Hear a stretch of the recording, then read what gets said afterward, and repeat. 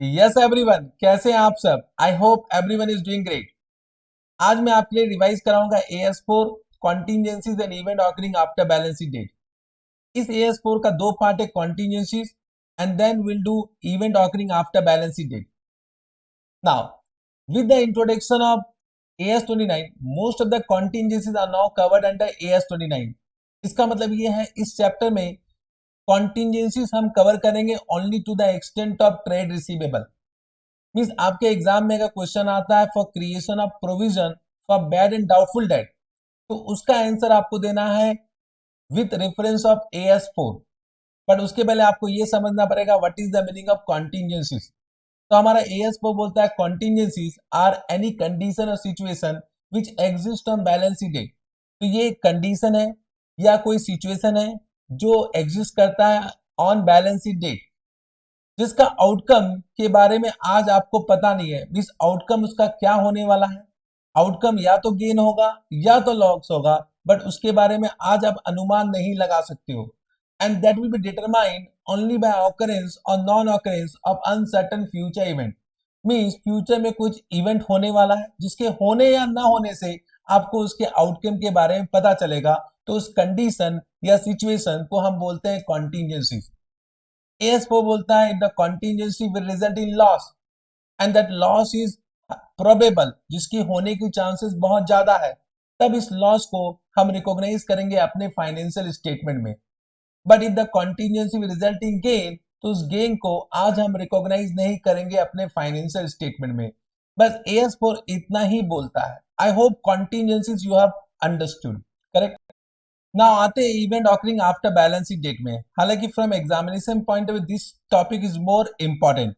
Now what do you mean by event occurring after balance sheet date? कोई भी event जो होता है बैलेंस शीट डेट के बाद but before the date of approval of financial statement, उस सारे इवेंट को हम बोलते हैं event occurring after balance sheet date. Now date of approval of financial statement means what, कि जिस दिन board of director financial statement को साइन कर दे उस दिन को बोलते हैं date of approval of financial statement, correct. इसका मतलब वो इवेंट जो बैलेंस डेट के बाद हो रहा हो but date of approval of financial statement के पहले हो रहा हो, वो सारे इवेंट को बोलते हैं event occurring after balance date. Of course कहने से ये इवेंट सिग्निफिकेंट इवेंट होना चाहिए और ये इवेंट या तो फेवरेबल होगा या तो अनफेवरेबल होगा from entities point of view. Got this point? तो अगर डेफिनेशन देखा जाए तो those event which are significant which may be favorable or unfavorable and which occur after balance date but before date of approval of finance statement, उस सारे event को हम बोलते हैं event occurring after balance date. Now from accounting point of view ये event दो प्रकार के होते हैं, एक होता है एडजस्टिंग इवेंट, एक होता है नॉन एडजस्टिंग इवेंट। नाम से समझ में आ रहा है कि एडजस्टिंग इवेंट को आप एडजस्ट करोगे अपने करंट फाइनेंशियल स्टेटमेंट में, बट नॉन एडजस्टिंग इवेंट को आप एडजस्ट नहीं करोगे अपने करंट फाइनेंस स्टेटमेंट में। तो what do you mean by adjusting event? वो इवेंट जो प्रोवाइड करता है further evidence of the condition existing on the balance date. Means जो भी कंडीशन एग्जिस्ट करता है बैलेंस डेट में, उसके लिए अगर वो इवेंट कोई पुख्ता सबूत दे रहा है तो उस इवेंट को हम क्या बोलेंगे? एडजस्टिंग इवेंट बोलेंगे, करेक्ट। मींस उस इवेंट के होने के कारण आपको कुछ नया इंफॉर्मेशन मिला हो, नया एविडेंस मिला हो for the condition which is already existing on the balance date, तो उस इवेंट को हम क्या बोलेंगे? एडजस्टिंग इवेंट बोलेंगे। और उस एडजस्टिंग इवेंट को आपको एडजस्ट करना है in your current finance statement by passing one adjustment entry. Non adjusting event का मतलब क्या हुआ? Any event which relate to the condition after balance date. Means वो इवेंट हुआ है और एक्चुअली वो एक्चुअली रिलेट करता है कोई भी कंडीशन जो हुआ है आफ्टर बैलेंस डेट, तो उसको हम बोलेंगे non adjusting event, correct. Simple word, non adjusting event relate to the condition arising after balance date. तो उस नॉन एडजस्टिंग इवेंट को हम एडजस्ट नहीं करेंगे अपने करंट फाइनेंस स्टेटमेंट में, उसे हम सिर्फ क्या करेंगे? डिस्क्लोज करेंगे in the report of approving authority. Got this point? अगर हम एग्जांपल देखें, एग्जांपल्स ऑफ एडजस्टिंग इवेंट क्या होगा? The settlement of a court case after reporting period. The settlement of a court case after reporting period means कोई court case चल रहा है reporting date में और उसका सेटलमेंट हो जाए before approval of financial statement, तो उसे हम एडजस्टिंग इवेंट बोलते हैं। Second example, the bankruptcy of a customer that occur after reporting period. Means कोई डाउटफुल डेटर है आपके बैलेंस शीट डेट में और वो इंसॉल्वेंट हो जाए before approval of financial statement, तो उसे भी हम एडजस्टिंग इवेंट बोलेंगे। The sale of inventory after reporting period, अगर कोई इन्वेंट्री को आपने सेल कर दिया before approval of financial statement, तो that give an evidence about the NRV, net realisable value of that particular inventory. ये सब एग्जांपल्स है, correct. The determination after reporting period of the amount of profit sharing bonus, अगर suppose आप अपने employ को profit sharing bonus देते हो तो ऑफकोर्स प्रॉफिट का पता हमें चलता है on approval of financial statement, तो इसे भी हम क्या बोलेंगे, एडजस्टिंग इवेंट बोलेंगे। द डिस्कवरी ऑफ फ्रॉड, अगर आपको कोई फ्रॉड पता चला हो, एरर पता चलो after balance date but before approval of financial statement, ये भी क्या होगा, आपका एडजस्टिंग इवेंट होगा। These are some examples. Examples of non-adjusting event, for example, decline in the market price of investment, अगर subsequently investment का market price या fair value कम हो जाता है, this is not an adjusting event that relate to the condition arising after balance date, इसलिए इसको हम non-adjusting event बोलेंगे। मेजर एमालगेमेशन, कोई एमालगेमेशन हुआ रिपोर्टिंग डेट के बाद, non adjusting event. Major purchase of the asset, कोई आपने एसेट को परचेज किया हुआ after balance date, non adjusting event. Changes in foreign exchange rate, foreign exchange rate में कोई चेंजेस हो जाए तो ये भी नॉन एडजस्टिंग इवेंट होगा।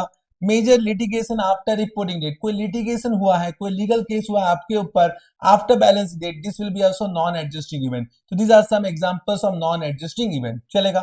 Now there are two special point in this chapter. पहला होता है गोइंग कंसर्न, हमारा एएस पर बोलता है अगर कोई event occurring after balance sheet के वजह से अगर एंटिटी नॉन गोइंग कंसर्न बन जाए, अगर कोई event occurring after balance date हुआ उसके कारण एंटिटी नॉन गोइंग कंसर्न बन जाए, तो इसको हम एडजस्टिंग इवेंट बोलेंगे और आपको अपने फाइनेंशियल स्टेटमेंट को रीड्राफ्ट करना पड़ेगा on liquidation basis, means on non going concern basis, correct.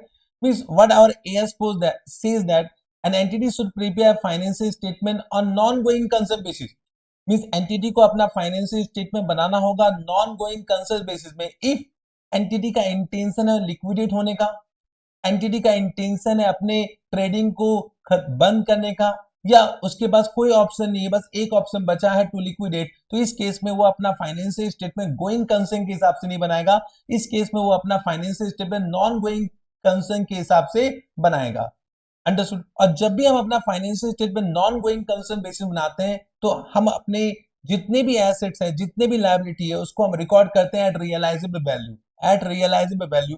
तो हमारा एएस पर क्या बोलता है, अगर कोई event occurring after balance sheet की वजह से अगर एंटिटी नॉन गोइंग कंसर्न हो गया है तो उसके अपने फाइनेंशियल स्टेटमेंट को एडजस्ट करना पड़ेगा और अपने फाइनेंशियल स्टेटमेंट को रीड्राफ्ट करना पड़ेगा ऑन लिक्विडेशन बेसिस, चलेगा, अंडरस्टूड।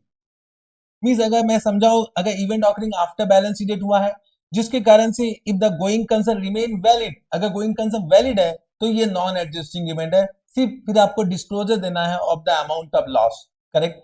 लेकिन अगर गोइंग कंसर्न वैलिड नहीं है तो आपको अपने फाइनेंशियल स्टेटमेंट को एडजस्ट करना पड़ेगा, सारे एसेट्स एंड लायबिलिटी को एडजस्ट करना पड़ेगा and this will be considered as means you need to prepare financial statement on non going concern basis, चलेगा। सेकंड स्पेशल केस है प्रपोज डिविडेंड का। हमारा एएस वो बोलता है कि अगर कोई भी डिविडेंड आपने प्रपोज किया आफ्टर बैलेंस डेट, करेक्ट ना, before approval of financial statement, तो उस डिविडेंड को आपको रिकॉग्नाइज नहीं करना है as a liability in the financial statement, तो उस डिविडेंड को आप रिकॉग्नाइज नहीं करोगे। व्हाई?